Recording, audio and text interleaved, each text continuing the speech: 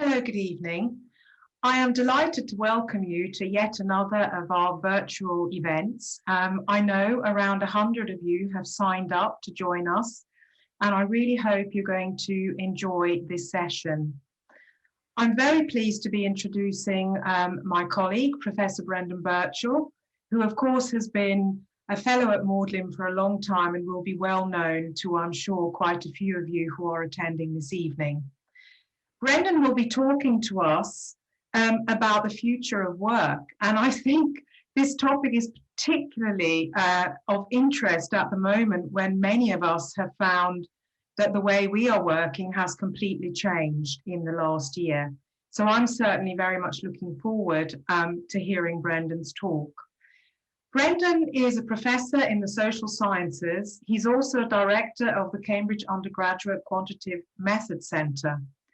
And Brendan has a very interesting career because his first degree was in psychology at Birmingham. He then went on to Warwick, where he took a PhD in social psychology, and he was researching person perception in lab conditions.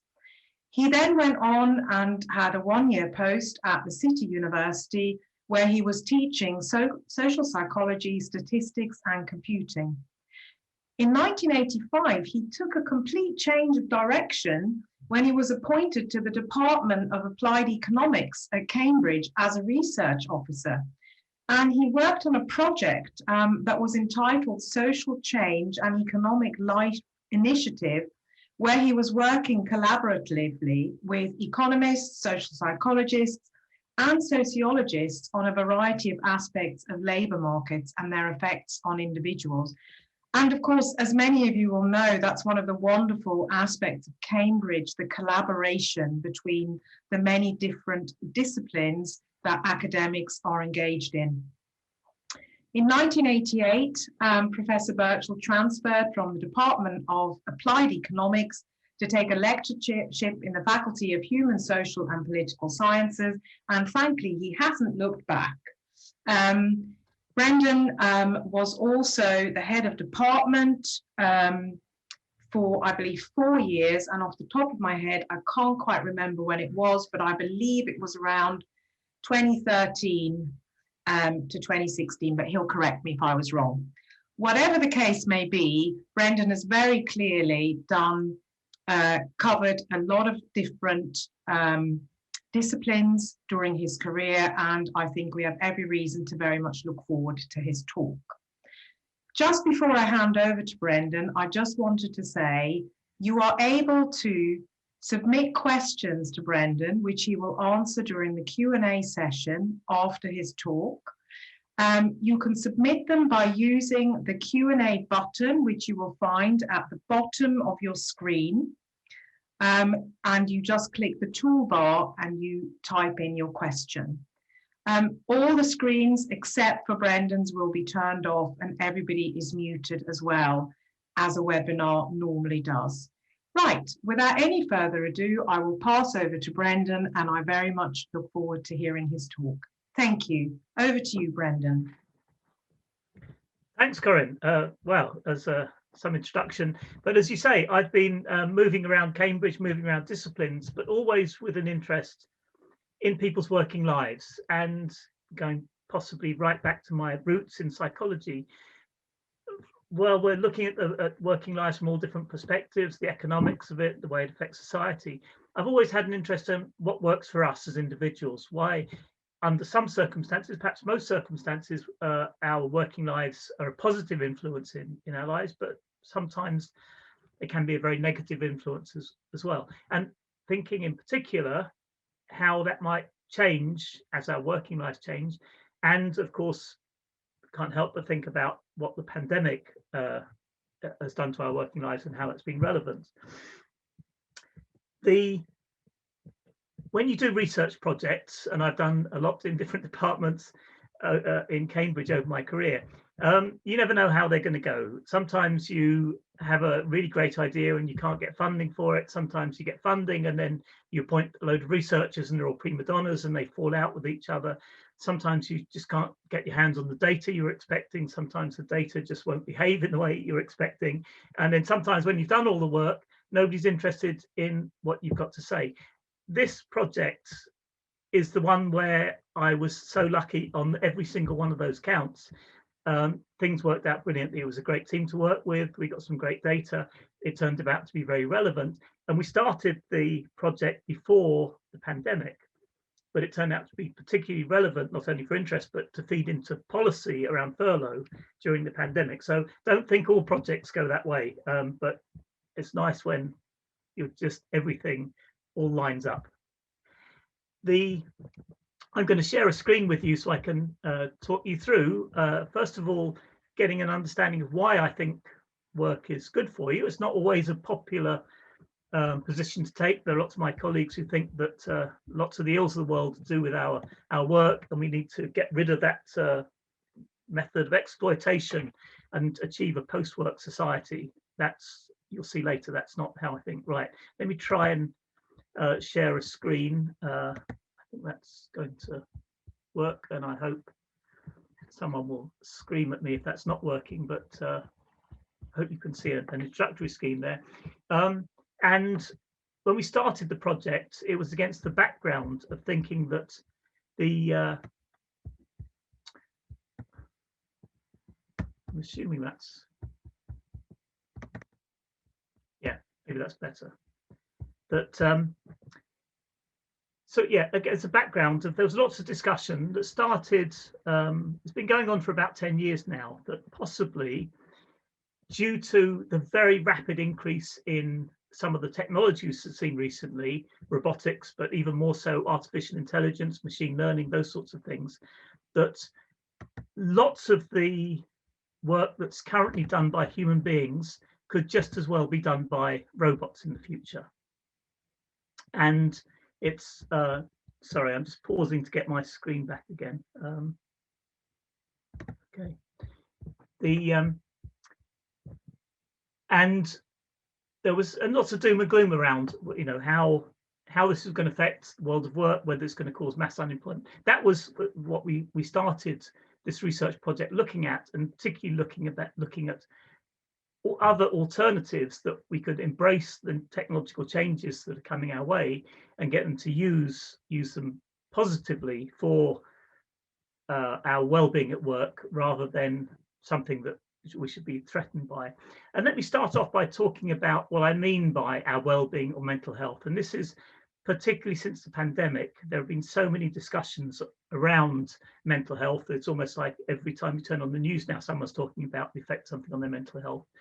And it's got to be used in a very loose fashion. Let me tell you a bit more about what I mean by it when I'm talking in our research. And there are a number of different ways in which we use it in the research.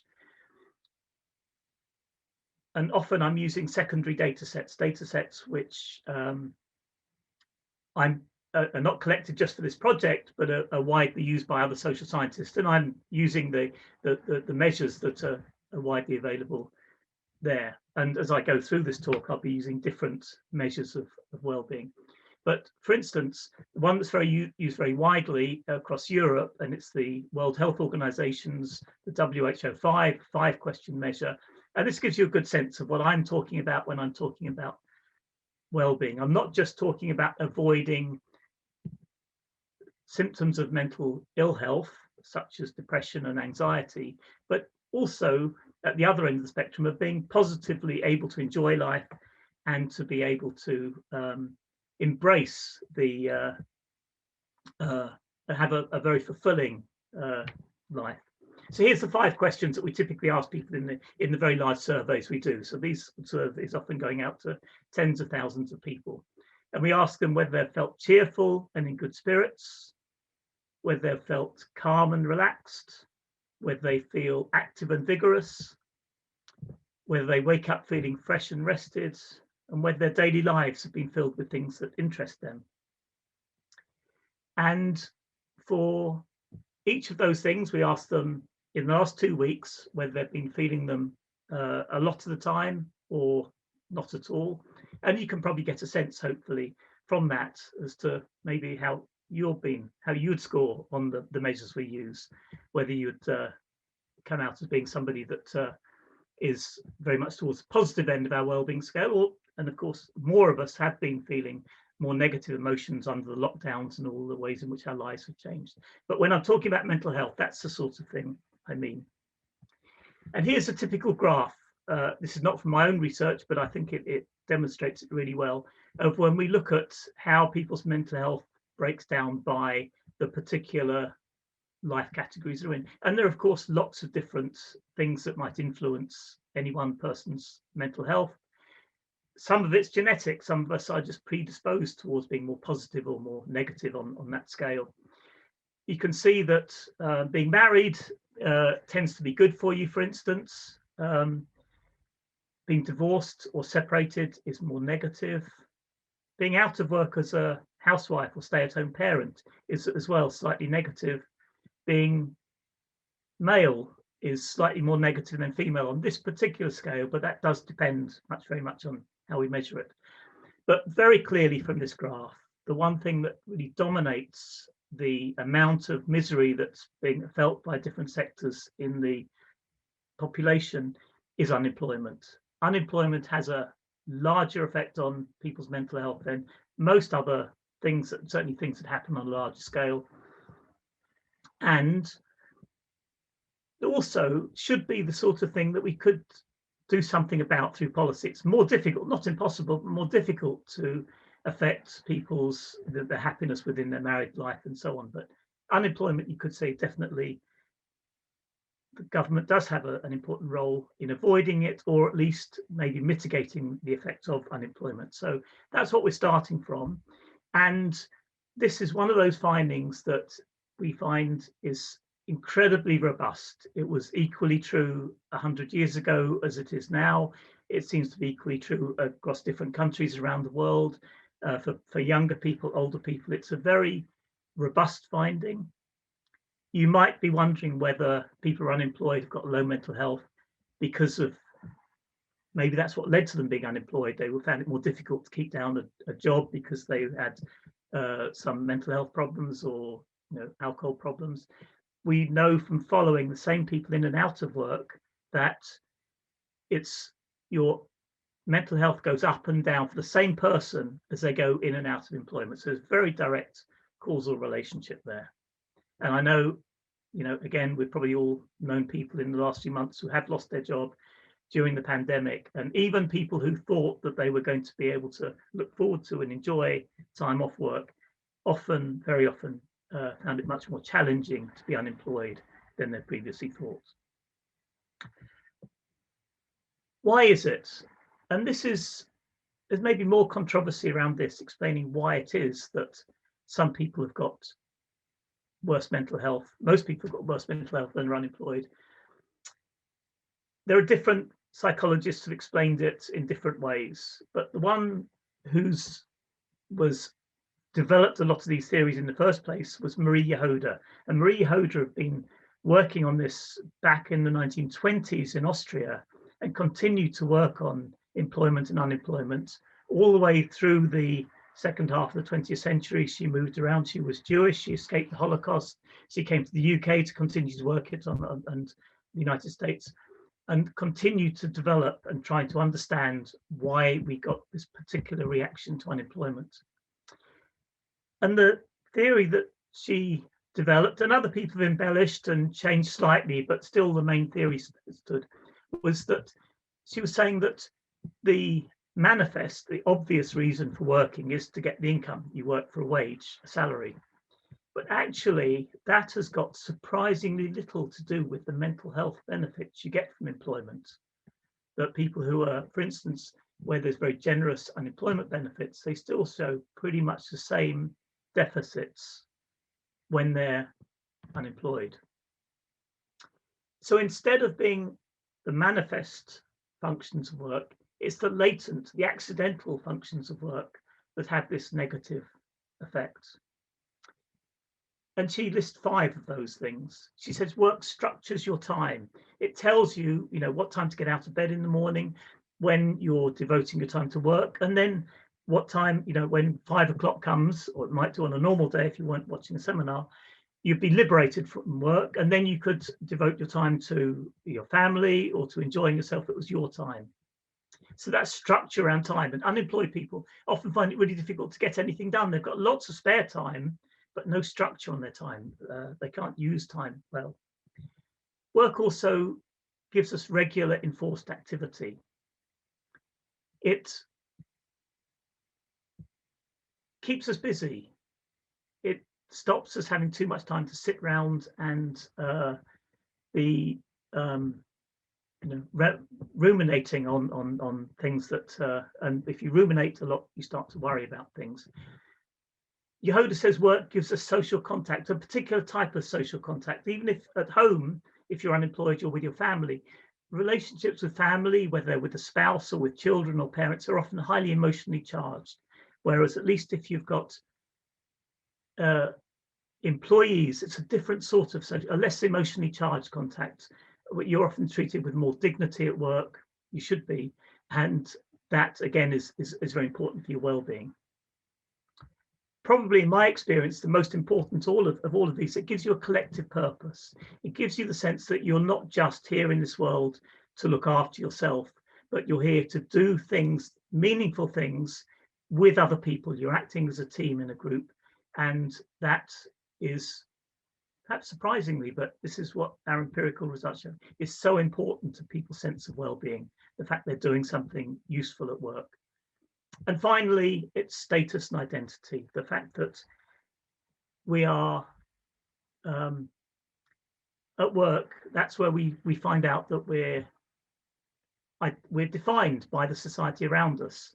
People want to know, it's one of the first things they want to know about us when they meet us, is what our status is through our occupation. And people who don't have that, who are unemployed, find it very difficult. They're embarrassed to go out. They're embarrassed if people are going to ask them about what they do, because being unemployed is still, even when it's caused by a big economic shock or a pandemic, it's still considered to be a very negative and embarrassing social status. So that's Marie Yehuda's explanations around why employment is good for us. And one of the things that Marie Yehuda spends a lot of her time doing, and other people have as well, is trying to find if there are ways of giving people who are unemployed these latent functions so that they too can benefit from them, and they can have better mental health, whether through voluntary work or other activities. And by and large, those schemes more often than not fail. It's very difficult, she says, to replace these latent functions with anything apart from paid work in our society today. Now, I'm telling you that work is good for us. We can come back, and maybe you've got questions about that. But one of the things that I think anybody who tells you anything is good for you, the first question you should ask them is, how much of it do I need? What's the optimal dose? And to me, one of the big differences between good scientific evidence about what's good for us and some of the alternative therapies is that if there's good evidence behind it, then you'll be told what the appropriate dose is. For instance, if you've got a headache, you take a tablet, and on the back of the tablet, it will tell you exactly what dose you should take. If you take one of these tablets, probably not good enough to get rid of your headache. If you take the whole packet, you're going to be very sick indeed. We know that having fruit and vegetables is good for us, and we know that about 5 a day is really, about what we should be aiming for. 10 might be even better, but 5 is adequate, and so on. Whether it's the amount of salt, water, alcohol, the amount of sleep we have, you'll find the recommended dose. And that's where I started this project. That was my idea. What's the optimal dose of paid work? And it seemed an obvious question, and I just couldn't find an answer. Nobody seemed to have asked that question before. Lots of people tell me that there's something very natural normal about an 8-hour week, an 8-hour day. And certainly, of course, that's become and has stayed the norm for a long time. But it's only really in the last 100 or so years that we've had this idea of an 8-hour day. In fact, it would have been a dream for people at the beginning of the Industrial Revolution, where they were typically working 100 hours a week and having a one-day weekend. And it was, there were big, the start of the trade union movement in many countries was not so much fighting for the wage, but for fighting for having a reduction in working hours from those very long hours. But I can't see anywhere that suggests that 8 hours was the optimal amount of work you should do in a day or 48 hours in a week. And again, one of the things that I started the project by was asking friends and experts what they thought was the appropriate amount of work. And lots of us had known that working too long, too much is a problem. That's why we had the European Working Time Directive to limit the amount of work that people would do normally to less than 48 hours a week. But in terms of the minimum amount of work, a lot of my colleagues were saying 4 days a week would probably be okay, possibly 3, but nobody, they were all guesses. So what I'm going to do is show you the results that I came up with on what I thought were, suggested is the amount of work that we do that's best for our mental health. And as I say, I was starting to ask these questions long before the pandemic, or we had any idea that what a pandemic was or what it might do for us. I was asking these questions because there was all that evidence around the way that very soon, we're not talking about, the longer term technical cycles that happen, say like in the Industrial Revolution, where often it took decades for new technologies to really have a wide impact on society. But people were talking, say, within the next 10 or 15 years. So, for our current students, that's, before they're halfway through their careers. By then, some people were claiming, particularly a group from Oxford, that about 50% of the work that's currently done by humans could be done better by machines, partly by robots, but more often by artificial intelligence type technologies. Other people claiming this was a gross exaggeration, and maybe it's near 15%. Some people were saying that it wasn't going to happen at all. And I don't have a particular opinion on that. I don't try and tell the future. And usually when social scientists do that, they get it very wrong.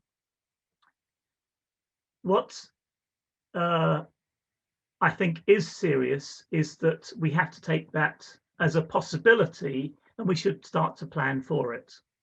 We could say that we've seen these massive changes in the labour markets before. We saw it when it went from about half of the people in the UK working in agriculture down to only about 1%. And it wasn't a problem. People just moved into manufacturing. When we had the demise of manufacturing, people moved into the service industry.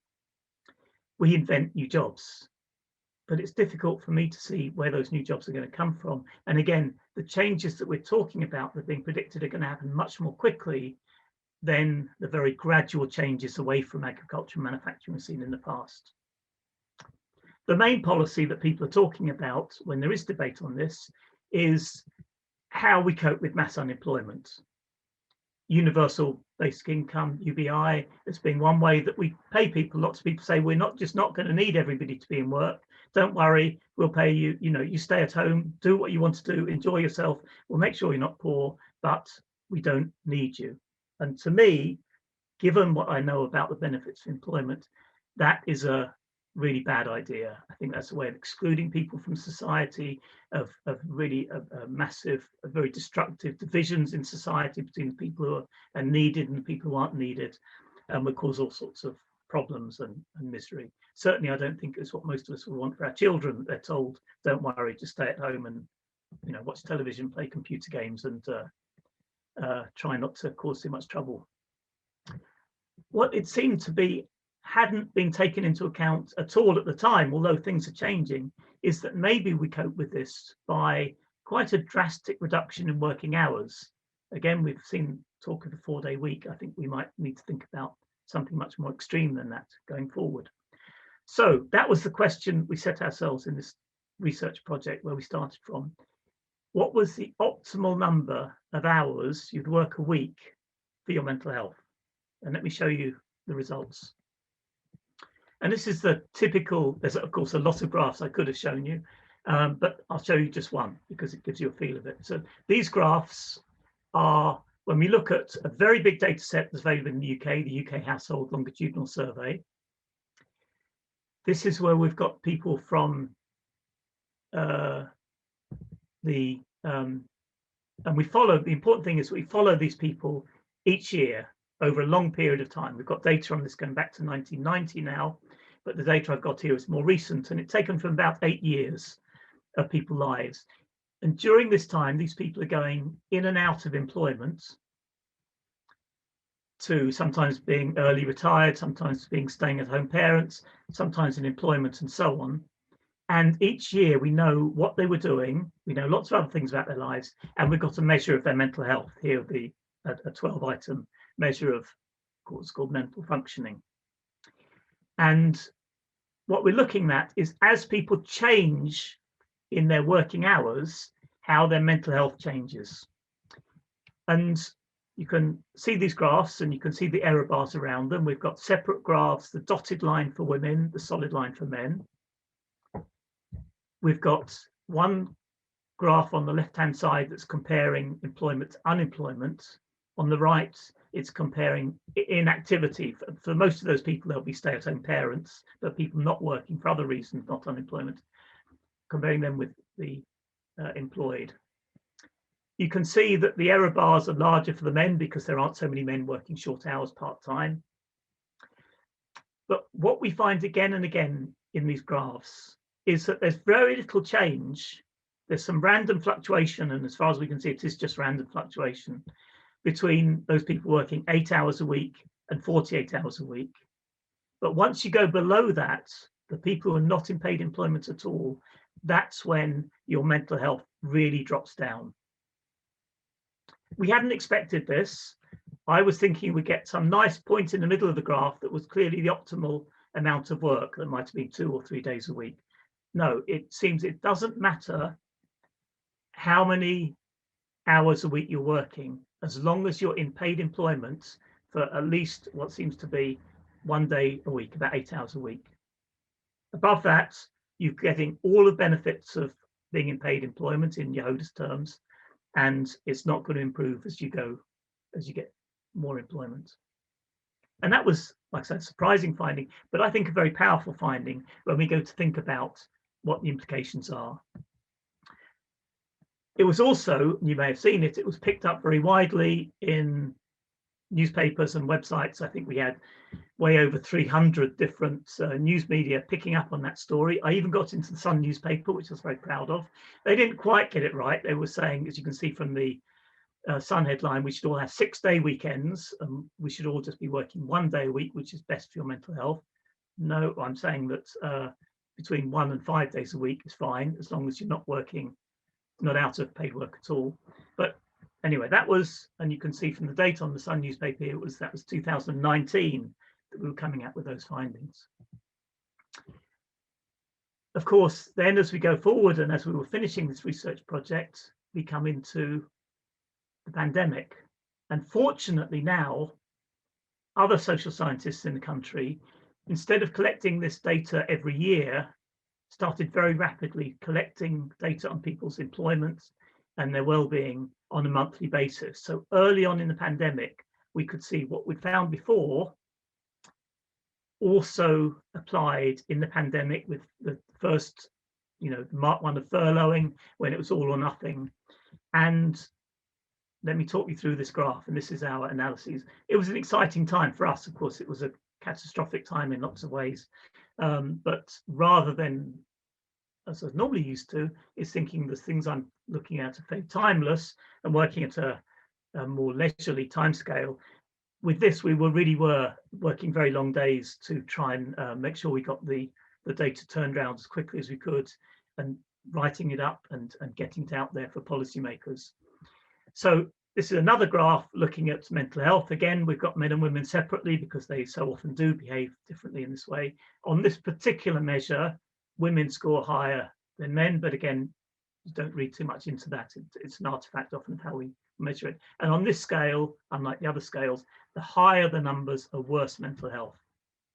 And you can see that the people in worst mental health of all our groups were the men and women who left paid work at the beginning of the pandemic. People were made redundant right at the start of the pandemic. The next group, the people who remained out of paid work, they've been out of work for longer, they weren't as badly affected. And often we find that people do get used to being unemployed a bit after time. But the other groups, the most important other group to look at here is the people who, and this is towards the right end of the graph, the people who went from full-time to part-time work. Their mental health was just fine. It was just the same as the people who stayed in full-time work or stayed in part-time work. So reducing the hours of people's work was fine. Overall, of course, you know, we're talking averages here, and you get different results for different groups in the data set. But on average, reducing hours was fine, but losing your job completely was really, really quite negative in terms of your mental health. I'm going to show you, and hope this comes across, a video which I made at the time. Again, very keen to get the message out there to policymakers that we should take this finding seriously. So this is just 3 minutes, and hope you enjoy this now.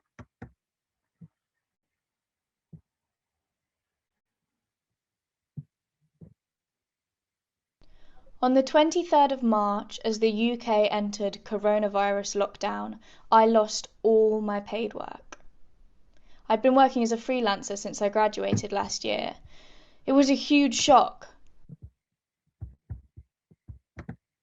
and a massive blow to my career, as well as my mental health. I don't know when I'll go back to work. I don't know how I'll pay my rent. I don't know much anymore. Over the past weeks, the UK's workforce has undergone a huge and sudden change, and our jobs are much more than just income. In a study of 70,000 UK residents, researchers at Cambridge University found that working up to just 8 hours a week can offer significant health and well-being benefits, while, perhaps surprisingly, working more than 8 hours a week provides no additional psychological benefits. When I stopped working, the first thing that struck me was that my days no longer had a structure. There was nowhere I had to go. There was nothing I had to do. The way work organised my time gave me an important routine. My typical week used to consist of interactions with over 50 young people. Not all of us need this much stimulation, but most workplaces offer us meaningful relationships outside our home, which lots of us are missing terribly. In engaging us with the world, work gives us goals we share with others that aren't related to our personal lives. When my work disappeared, I felt like part of my identity, my place in the world, went with it. Whether we enjoy our jobs or not, they can bring with them a sense of achievement and productivity. Recent events have left many of us feeling less valued. My career, like many others, is at a standstill. And while overwork is bad for our mental health, so is no paid work at all. The study shows that where possible, reducing hours for all employees is better than mass redundancies or inflexible furloughing. It's better for our public services, for our communities, and for individuals. If we cut hours and not people, there's enough employment to go round, enabling more of us to work towards a better future. So there you are. And as far as I know, through disseminating our work as quickly as we could through conventional means of getting written papers out there, going through other interested bodies and policymakers, what we were saying did get through to the Treasury. It's almost impossible these days to know what's going on inside the Treasury. And part of the move towards the more flexible furloughing, where people could reduce hours but keep their job, was partly based on the research we were doing, which was gratifying. Let me just finish off in the next 5 minutes or so by just showing you where else we were going with this. And whereas in this project we were just focusing on the quantity of work people were doing, the number of hours, most of my work career I've been much more interested in job quality, that is, what's the difference between a good job and a bad job, and how important it is to have a good job or a bad job. And to do that, we've had to go over to different data sets.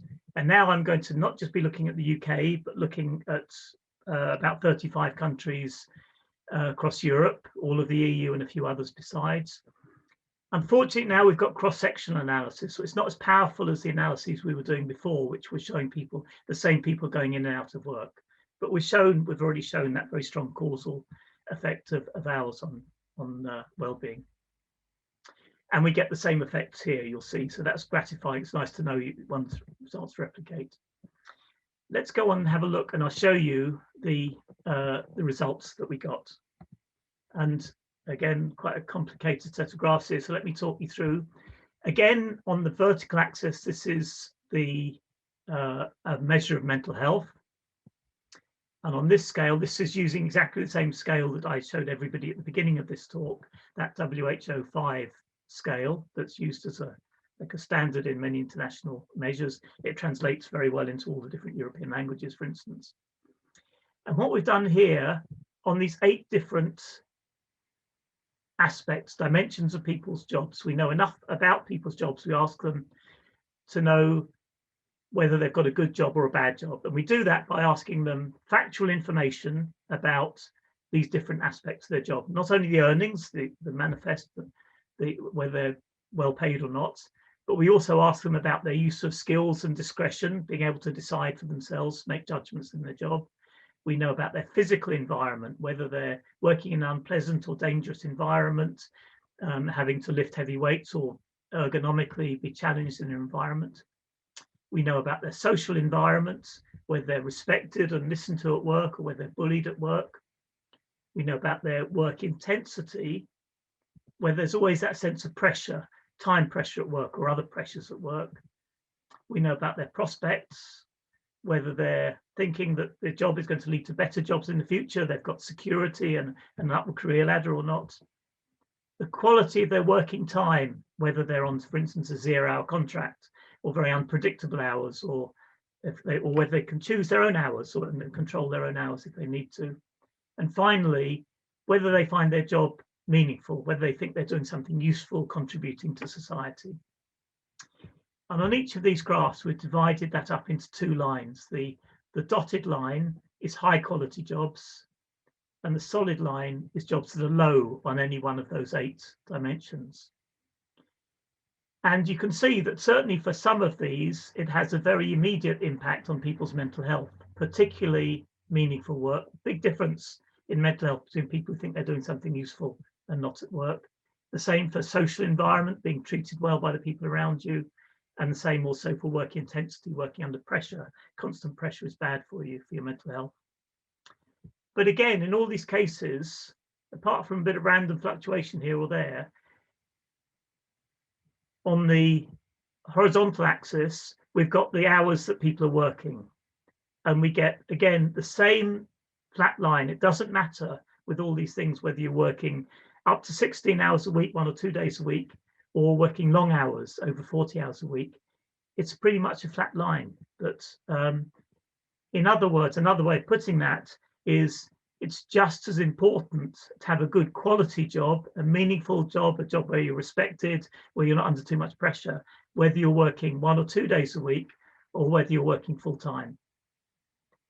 And a lot of the reason that part-time, particularly very short part-time jobs, have had a bad press in the past is because often they've been the bad quality job. But if you have good quality short hours work, again, it can be very good for people's mental health. So again, reinforcing that message that going with working time reductions is a much better way of coping with the reduction in the quantity of work.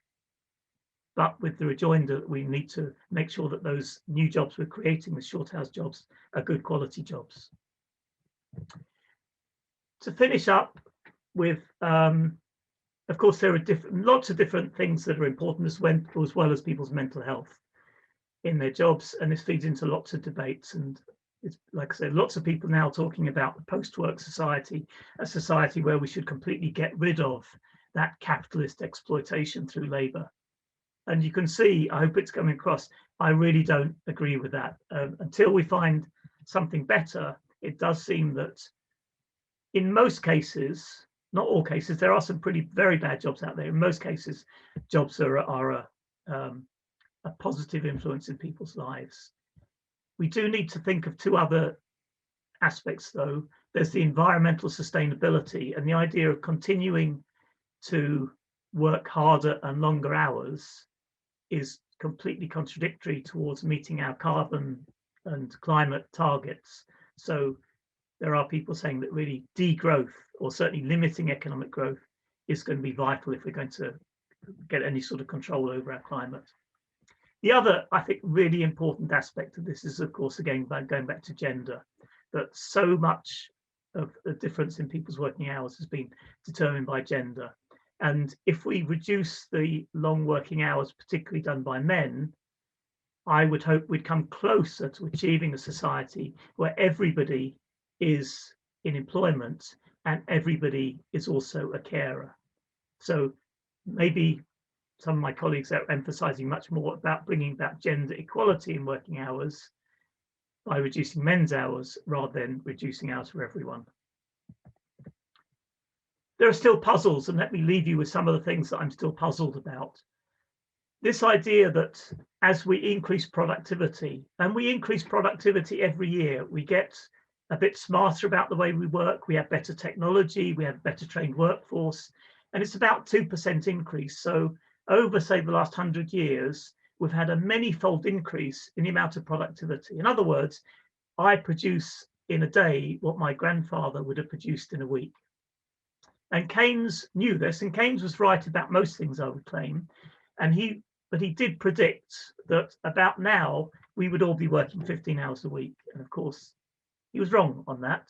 We haven't seen a reduction in working hours in any way proportionate to that increase in productivity. Why not? Maybe it's to do with the housing market. We're all competing with each other like crazy, particularly in the southeast of England, because of that limited housing stock. And once you go away from full-time work, you're just, for most people, completely off the housing ladder. Maybe it's to do with consumerism. You know, advertising has turned out to be far more powerful than we ever thought. And there's so many things that we can buy with our money, and we're always being reminded on every opportunity through adverts. If we only bought a newer car or a newer phone or more clothes, we'd be happier people. I think as well, we do have to remember that jobs are better now than they used to be. I think a lot of people used to have really miserable, hard labor jobs when Keynes was writing. Now, a lot of people, probably it is the happiest that they are, is when they're at work compared to when they're doing leisure activities or with their family. Maybe a sad reflection on our lives, but yeah, most people enjoy their jobs. Possibly it's the fault of trade unions that they've been, in the UK particularly, far more likely to press hard on getting pay rises than on working hour reduction, a change from the 19th century. And finally, we've got this work ethic, which has stuck with us for whatever reason. A lot of us believe deep down that working somehow shows that we're a good person, and there's something very wrong with being idle. And there are all those ways in which we judge each other by the amount of work we do. And maybe that's what keeps us working as hard as we can. I think there are real obstacles, and I don't know how we achieve this reduction in working time, spreading around of work more equally. But I hope I've shown you that it's certainly a goal we should be going for. Right, and I think I've stopped sharing now, so I'm hoping we was good. Right, there's someone out there. Everyone disappeared for the last half an hour, and I didn't know whether I was talking into thin air. I'm very relieved to see someone else. No, thank you so much, Brendan. That was absolutely fascinating, and I can really see how it must have been such a buzz for you and your colleagues to see that Marie Yehuda's work, which was mainly done last century, has just been almost a revelation during the pandemic. So you've been able to test really a lot of her work, which I can see just must be fascinating. But I would like to go to the questions. We have quite a lot of questions, Brendan, and perhaps unsurprisingly, quite a few of the questions are also related to retirement. And so we have a question from Mike, who kicked us off by asking, how would Yehoda's functions apply to retirement, and what should one try to do in retirement?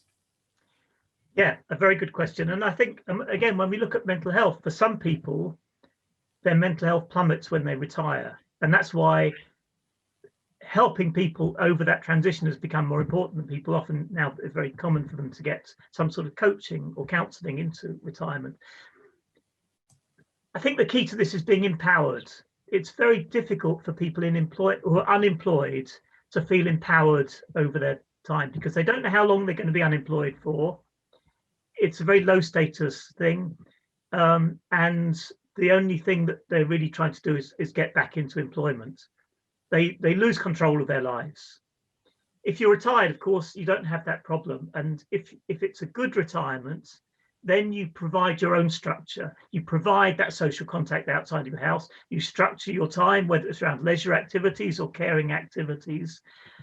You find meaning in what you do, whether it's through voluntary work or creative work. And it's possible to apply Yehoda's model to understanding why retirement can be very positive or can be very negative. There are people, and there are studies, there are people who are unemployed and manage to get that control over their lives. They're often people with a very strong sense of purpose, either religious purpose, they're very active in their local parish, or they're active in voluntary work, or they're political activists, but they're a small proportion of the population. When you retire, I hope it's through empowerment and control of your life that you can replace what you had in work. But it's no surprise, a lot of people, when they retire after 6 months, they're desperate to get back into work and start searching for work again. So it doesn't work well for everyone.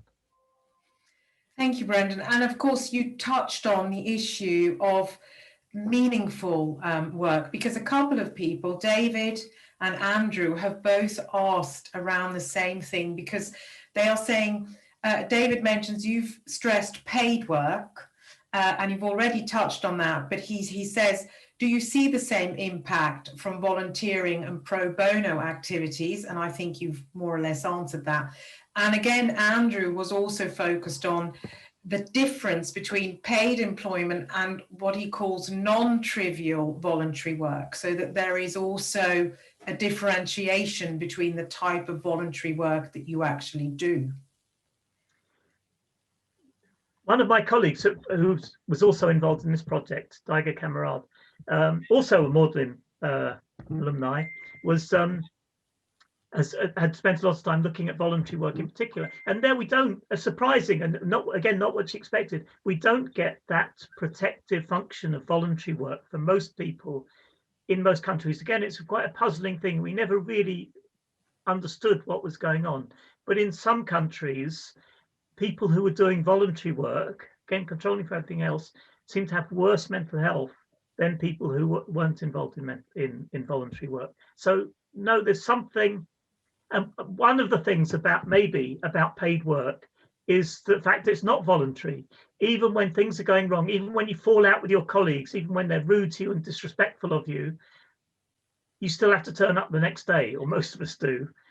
And it keeps you going and you get through those bad periods. Whereas in other creative or voluntary activities, there's always that sense, shall I go or shan't I? Shall I take part or not? And it does seem it's just the routine of work that we have little control over seems to be an important thing. Of course, I know I'm talking to Magdalene graduates and students here who probably have got much better jobs than the average jobs I'm looking at. I would hope that one of the advantages of going to Magdalene College is that you get not only a well-paying job, but a job that's a high-quality job in all those other ways, that they tend to be more meaningful jobs where you're better respected and so on. So, yeah, you're probably, most of the people I'm talking to are at that end of the job quality spectrum.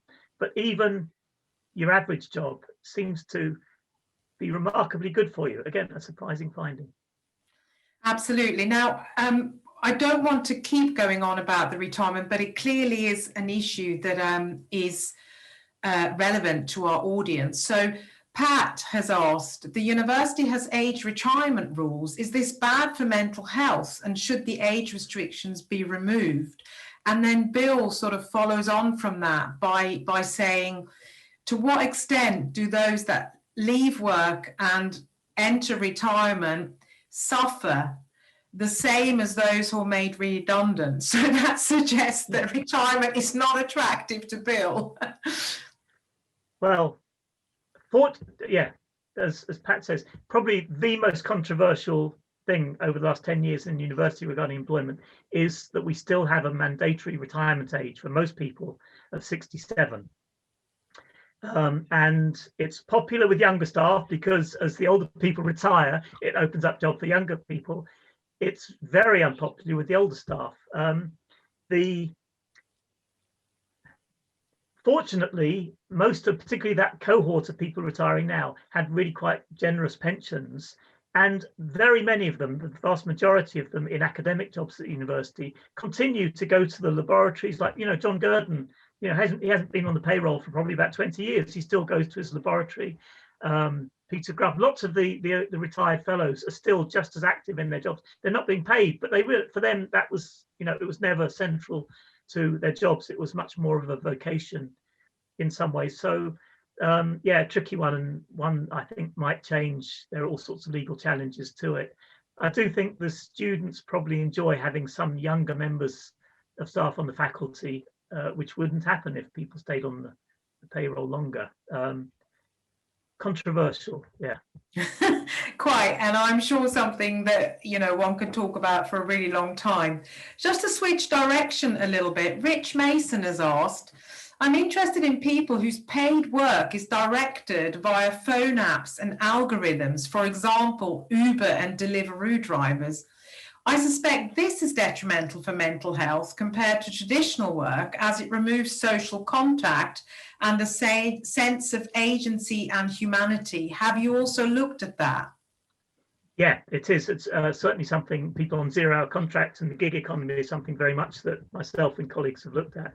And as you say, in some cases, it really, those people are treated very badly by the companies that have been employing them, and the companies say they've got no responsibility, don't have the duty of care of an employer.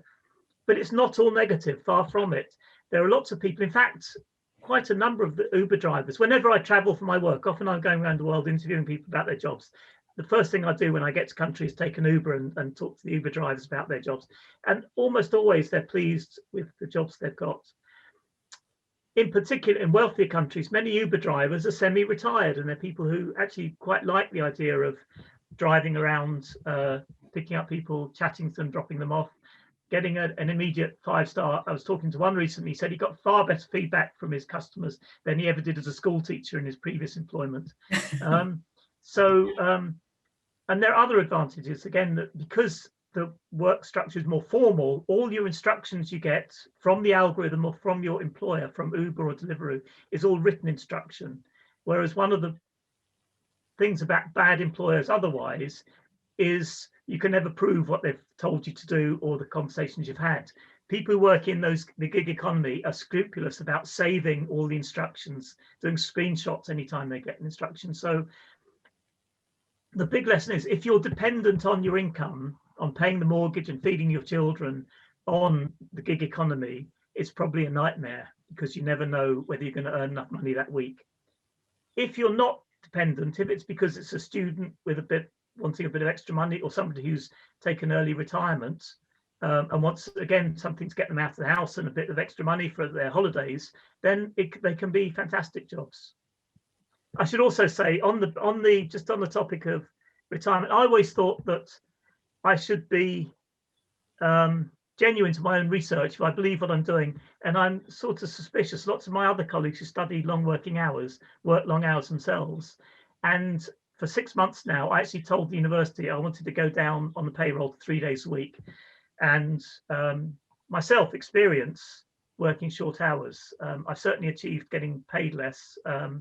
During the pandemic, I've still been working just as hard as ever, but I'm hoping that's all going to change soon. But I certainly believe it myself. But if it's a job like mine that I'm so keen on, it's quite difficult. I can see standing back from work really a real challenge.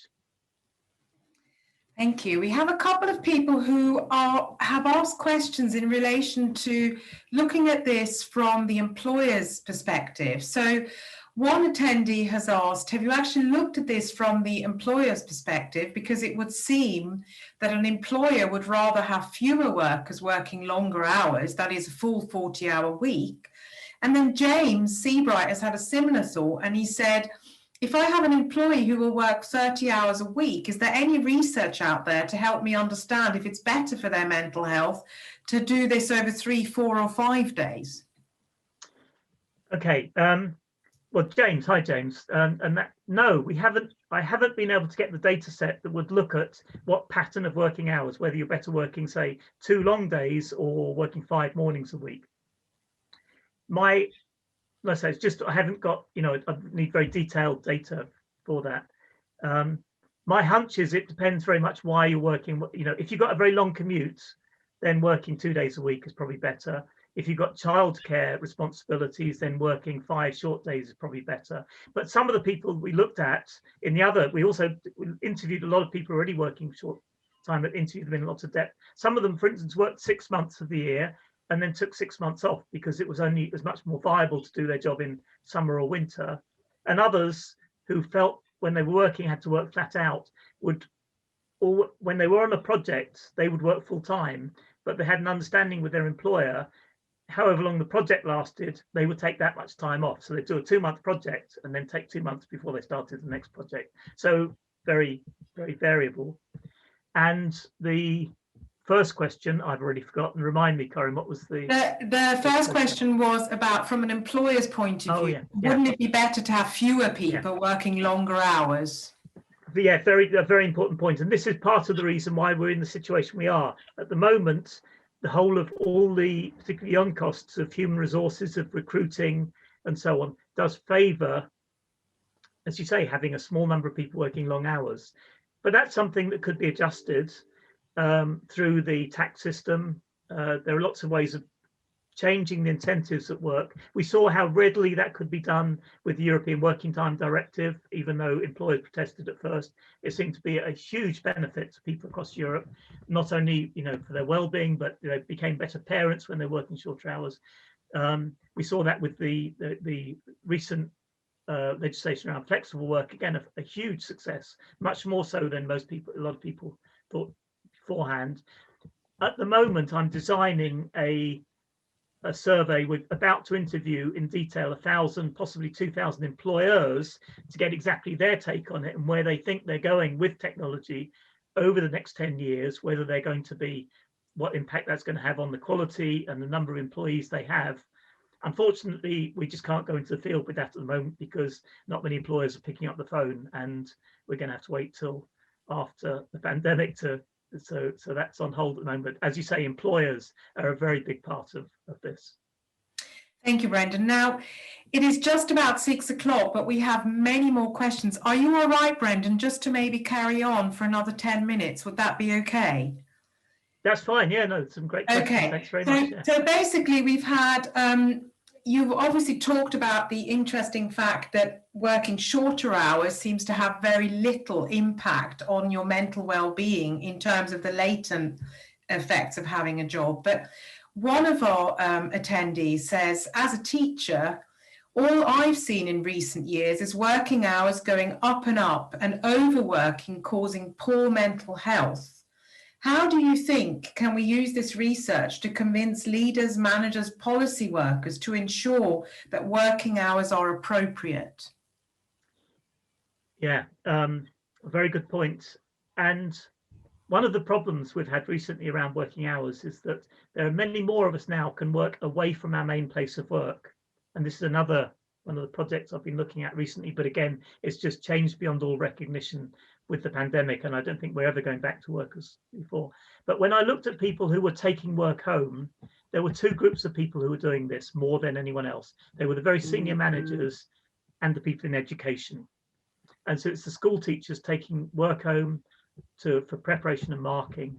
And when you've got those jobs where your working hours aren't specified and where it's always possible to do more and take work home, it's much more difficult to legislate around working hours. The European Working Time Directive doesn't cut any ice or that sort of legislation. We need more people doing those jobs so that the pressure is taken off individuals. But it is, I think, as you say, it is difficult, particularly because so many of us take a pride in our jobs and we want to do them to high professional standards that we set ourselves. We self-monitor and therefore self-exploit. So I don't see an easy answer to that, but it is, as you say, a huge problem that we've got these very porous boundaries now between work and non-work. Absolutely. And I mean, we do have another question from a family physician, Roger Thomas, who also is interested in this area of really working very long hours. He's saying, if I have responsibilities for 1,500 patients, this requires intensive and continuous attention to respond to their physical and mental health issues and provide preventative care. Continuity of care is important in developing a trusting and continuing relationship. What would your thoughts be about professions, jobs like this, where you have intensive work patterns and obligations towards your audience or your patients in this particular case? Yeah, that's a difficult one. I think some professions are more difficult. And again, the typical professions done by more than graduates are often more difficult to see how they'd work in this way. But I think GPs are a good example of how things have changed. I'm not saying those changes haven't been without cost to the service they provide, the continuity, but now, because of the very demanding nature of the work, physicians, male and female, going part-time, particularly in general practice, is becoming more normal. But also, there were big changes, about 10 or 15 years ago, and again, I don't claim expertise on this, with the use of locums, that before now, lots of GPs were on call 24/7, as well as seeing the patients face-to-face. And by creating these separate locums that would come in and do that overnight care, yes, it wasn't good for continuity, but at least it did. We did see at that point a significant reduction in working hours for many GPs. So yeah, but as you say, there are some jobs where I think they are the exceptions. I think it's a relatively small number where having this larger number of people working shorter hours is going to mean more demanding, and there will be costs as well as benefits. Yes, and in fact, one of our alumna, Hannah Ross, she makes an interesting point in that regard, saying, as a lawyer who previously worked 4 days a week, I found that working fewer days simply meant I ended up doing a full-time job, including working during evenings and non-working time, and I was paid less for it than working full-time. Is there a risk that employers will use part-time models to take advantage of conscientious employees and save money without any actual benefit to the employee's well-being? I think that, yeah. Hi, Hannah. Yeah, I do think that's a serious issue. And while I see, like Hannah, and I hope, I'm trying to wrestle with myself. And again, I very often feel like this of doing just as much work as other people, but being paid 60%. It is difficult if it is a small number of people who are trying to do that by themselves. What we need is to bring down working hours for everybody, and that's as we've done in the past. That's those are the big transformations we saw through the 19th century. So what I don't want is, and again, it's going to disproportionately affect women if it's just some people doing it. What I want to see is whole workplaces going over to probably at first a 4-day week and then moving on from that. And we are seeing that happen. There are, and again, this is one of my projects I'm going to be starting in a couple of months' time. It's specifically looking at those workplaces where the whole workplace went down, reduced hours in the pandemic, and where they've decided to continue with that. And then I'm hoping we're not going to have the same problems with it. It's something that ideally we need new norms around working time, as we have done in the past, not a small number of people voluntarily reducing their hours. Thank you, Brendan. Now for the final area that we haven't looked at yet, before we do close this seminar, although it's absolutely fascinating. So we've had three questions. One from Alexandra Wren. Brendan, hi. Have you looked at the optimal dose of work across different countries and cultures, or even different subcultures and ethnicities in the UK? And then Bill Reed asks, how international has your study been? Are these very cultural factors, and do they differ in the analysis that you're looking at, for example, in Asian cultures? And the third of this little trio of question is from Torsten, saying, thank you, Brendan, very insightful presentation. Do you know whether Germany's part-time employment contracts provide similar results in relation to mental health? Okay. As you saw, most of my data started off, because some of those initial models I was running, I needed very high quality data and large data sets, and we could only do that in the UK. But then we've replicated it across Europe, and we could find no evidence of any systematic difference between European countries. And so often you find that Scandinavian and North Europe behaves in a quite different way to Mediterranean countries. No, what the results we got were very consistent across European countries. When I've looked at with much more qualitative, small scale, I've been to do individual interviewing in Ghana and in South Africa in the townships. Then it's so much more difficult to understand people's working time. It often is because the informal economy. There are times when people be at their place of work but not working for several days at a time, and then other times they're working flat out over the whole weekends to fulfill an order. So yeah, quite chaotic. And but in theory, because of when you look at the predictions for how technology is going to affect people globally, this idea that it's going to take over lots of jobs, if anything, it could be less developed countries that are affected more, because so much of the work there is of very low productivity and would be in some ways easier to automate. But of course, the benefits of automating it are lower where you've got lower average wages. Again, Asia's different. You've got that 996 culture or aspiration by Jack Ma in Alibaba. There's controversial in China, received lots of discussion. 996 being you work from 9 o'clock in the morning to 9 o'clock at night, 6 days a week. And if you're the Torsten, I think you are, then we've already had some discussions about that. And Japan, again, very different ideas around working extremely long hours, working yourself to death ideas. So yeah, there certainly are cultural differences. Again, the United States, a stronger work ethic, because the other way in which you can work, let's just take longer holidays, of course, in the United States, with radically different ideas about taking holidays than any European countries. So certainly there are cultural differences, but not, yeah, but quite in a quite complex way. Brendan, thank you so much. We have so many questions still, and I'm sorry to all of those that have placed a question and it hasn't been answered, but I hope I've managed to pick a number of questions that cover different aspects of Brendan's work. So all that remains for me to say is to thank Professor Brendan Burchell very much for a most interesting lecture, and very clearly that work will go through future changes as we see how the world of work changes with the pandemic. So watch this space. We may follow up in a year or so with part 2 of this particular session.